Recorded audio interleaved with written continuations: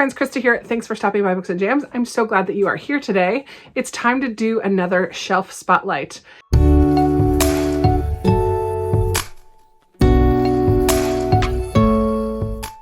For November, since we are in the midst of nonfiction November, today's shelf spotlight is going to be nonfiction that I have loved. I don't know if all of you know this, but I don't keep most of the books that I have read. Most of the books in this library room are unread.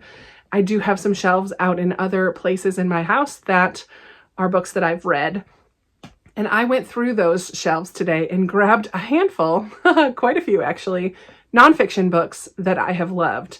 If they're staying on my shelves, it means that I've loved them, potentially could reread them someday, but all of these are ones that I have read already and really loved. And then I just pulled out 4 that I think could be huge hits for me, but I haven't read them yet. I don't want to spend a lot of time on books that I haven't yet read, so this could almost be like a recommendations video if you're looking for some nonfiction. I do feel like the majority of these are easily approachable for those of you who might be like me and don't read nonfiction all that often.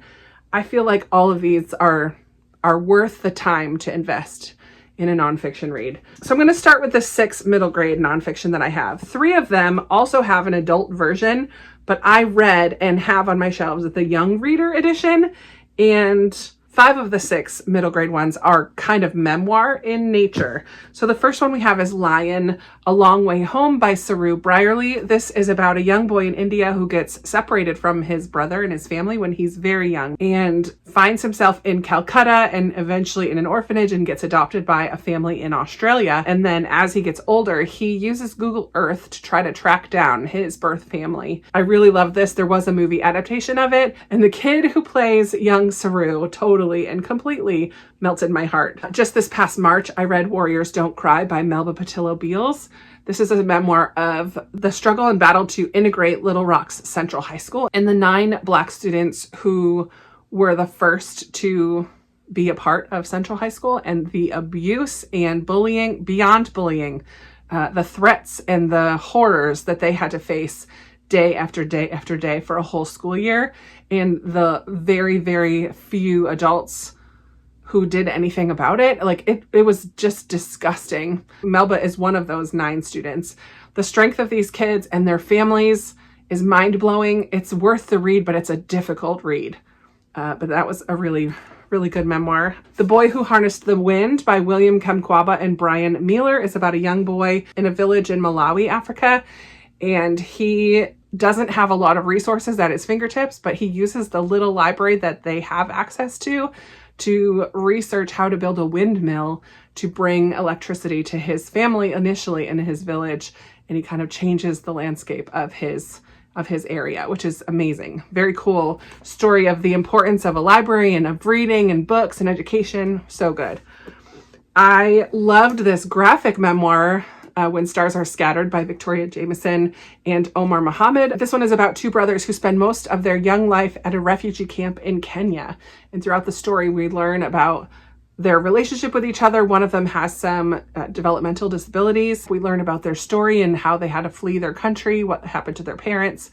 It was very moving and so well done, and such a great introduction to refugees and what that might be like for kids who just know nothing of the sort. And I do love that at the back we have pictures of the 2 boys and their family and stuff. I think that that's a really, really important read for kids and done in a way that's very approachable.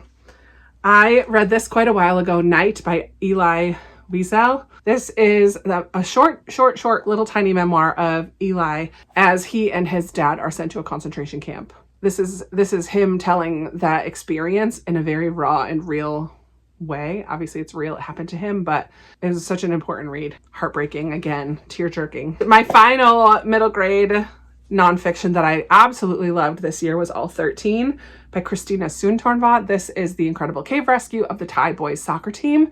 This is set up kind of like a textbook. It has so much information and it's incredibly compelling, which I think is a very unique combination to just give us so much info about caves and why that cave flooded so much, about Thailand and the culture that's there, and about these boys and even their religion and their soccer team and their relationship with each other.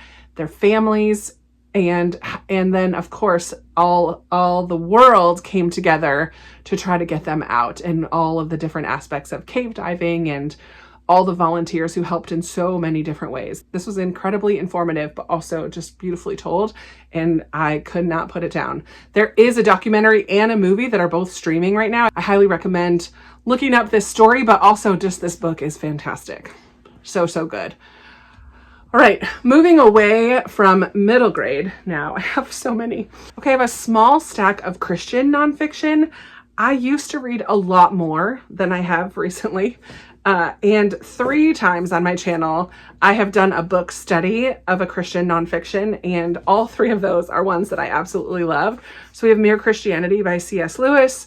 This is kind of a breakdown of Christianity and what we believe, what Christians believe, and why, and morality and ethics. And it's a fantastic read. A.W. Tozer is another author that I really love. I have The Pursuit of God and The Knowledge of the Holy, both of which I have read multiple times and find very inspiring and encouraging. And the final one that we did together as a group study on my channel is Celebration of Discipline by Richard J. Foster. This just talks about lots of different ways to approach your faith and your walk with God, from silence and meditation and simplicity, study, service, fasting, prayer, all kinds of different aspects of disciplines that could help to enhance your walk with God. And I really love that. I've read that many times as well. And finally, I do have a memoir, The Hiding Place by Corrie ten Boom. I haven't read this in a really long time, so I think I want to reread this next year, but this is the story of Corrie ten Boom and her family, who are from the Netherlands, and they helped to hide Jewish people in their home during World War II, but then I don't remember if they get caught or what, but they do get sent to some different concentration camps, and this is her retelling her story. Harrowing, heartbreaking, and incredibly powerful. I need to reread that one soon. I have 2 9/11 books here that are focused on 9/11, so I'll talk about those next. The Red Bandana by Tom Rinaldi. This was one of my Christmas book exchange books, and I loved it. This one is kind of a deep dive into one firefighter, Wells Crowther, who was one of the many brave and selfless firefighters who helped to rescue as many people as they could from the World Trade Center on 9/11. And his story is very moving and heartbreaking as well. Of course, it's a very emotional day and event to talk about, to find people like Wells Crowther and others who were just such a beautiful picture of humanity on such an awful day.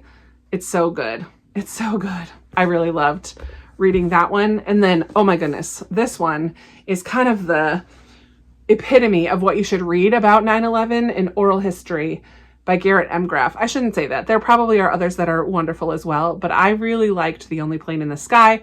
It does take you through from the evening of September 10th and then all the way through the day chronologically, and you get little glimpses from just so many different people, from firefighters to the planes that were actually in the sky and the flight attendants. And you hear about the Pentagon, you hear about the Coast Guard who helped at Battery Park, helped people to get away.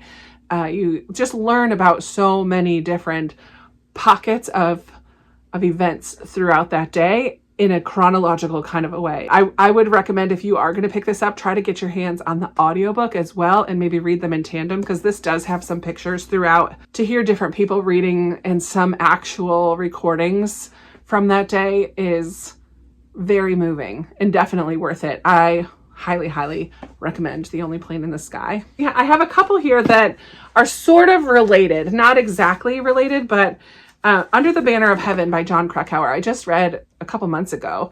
This is a deep dive into the Mormon religion, starting from the very beginning with Joseph Smith and moving on to how it grew. But really, it's also part true crime about some fundamentalist FLDS people, men, who brutally murdered this girl, and their story.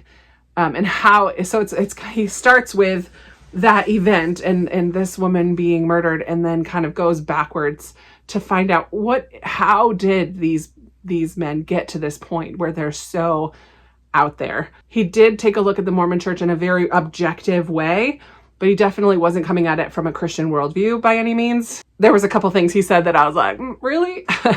But overall, I found this to be a very compelling and interesting deep dive into Mormonism.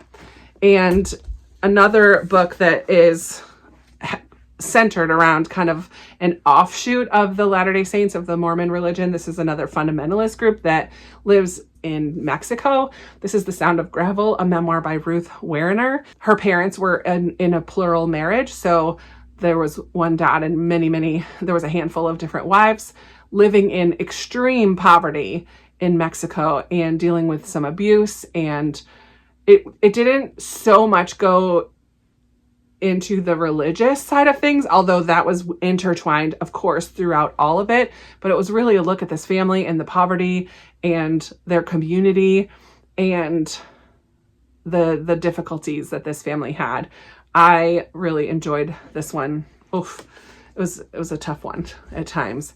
And then kind of on the outskirts of, we're kind of getting further and further away, but Educated by Tara Westover. I believe her family are Mormon, but this is definitely more of a survivalist story. Her family lives in the mountains of Idaho, and her parents don't believe in the government and public services like even hospitals and schools, and they kind of want to live off the grid and are more survivalist. But Tara is, in this one, sharing how she, on her own, pursued education ultimately, and then ended up going to Harvard and possibly Cambridge or something as well. I don't remember. But it's the story of her family and the abuse that she suffered, and also the just difficulties of living as part of a family who holds on to these beliefs.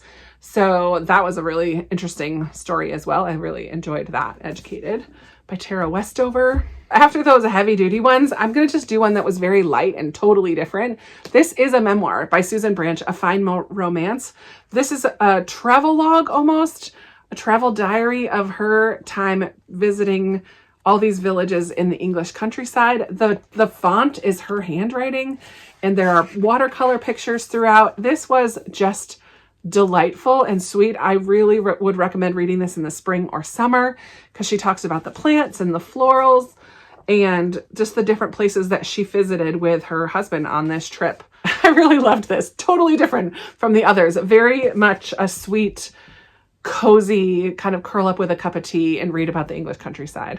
I have some that are not really memoir, don't really kind of go with the others, but the first of those is Being Mortal by Atul Gawande. This is fantastic. I think of this as a book everyone needs to read as you walk with your parents or grandparents through end of life kind of decisions and questions and things that need to be talked about. This really does just talk about our culture in America and how we treat the elderly, how the kind of a little bit about the history of nursing homes and the different types of homes for elderly, what's important to think about, and the different types of questions that you can ask as you walk with somebody, even for yourself though, about end of life and what's important, and finding purpose and importance at every stage of life. So the subtitle of this one is Illness, Medicine, and What Matters in the End. I found this to be a very interesting and important read. I am a huge fan of the Enneagram and learning about personality types, and I love taking all the quizzes and doing all the things. And I think if you've heard of the Enneagram before and you're like, what on earth is that? The Road Back to You by Ian Morgan Cron and Susan Stabile is a fantastic starting point. This is an overview of the 9 different numbers on the Enneagram and different aspects of each of those numbers and how to figure out which one most kind of fits with you and your personality. And it's deeper than a personality quiz for sure, but I just think that The Road Back to You is a great starting point if you're at all interested in learning more about the Enneagram. I'm a huge fan of Kendra Adachi, and The Lazy Genius Way is her first book. I still have to read The Lazy Genius Kitchen. That's up on my shelves, and I'm sure I'm going to love that one as well.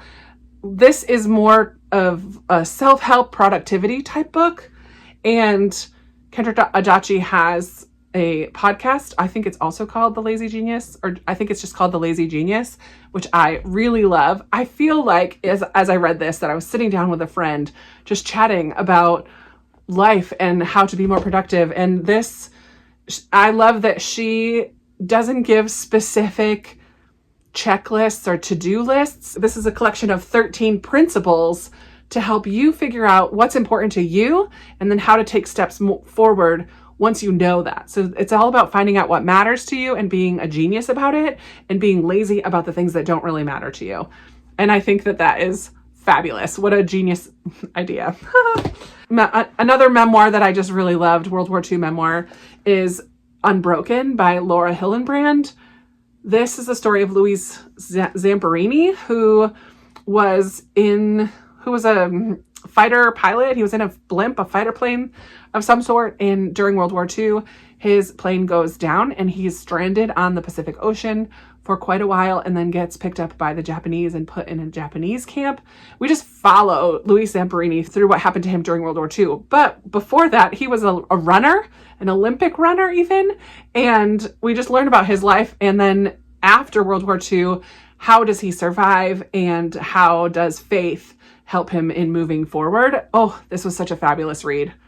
It's a chunk-a-monk, but it's so good. It's so good.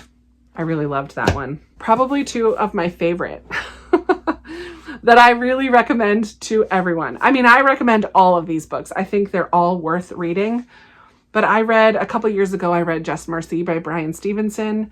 He is a lawyer and the creator of the Equal Justice Initiative, which I do follow on Instagram, and I would really recommend it because their whole philosophy, the Equal Justice Initiative's main goal is to help people who have wrongly been convicted to get cases overturned or whatnot.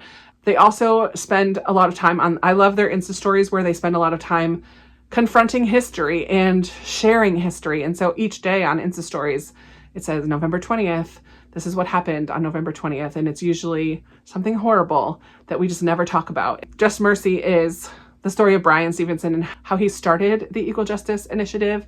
And also we kind of follow some cases that he was able to, some people that he was able to work with and cases that he was able to get overturned, and just the extreme issues and just the real problems with our justice system in a lot of places, especially in Alabama, which is where he is located.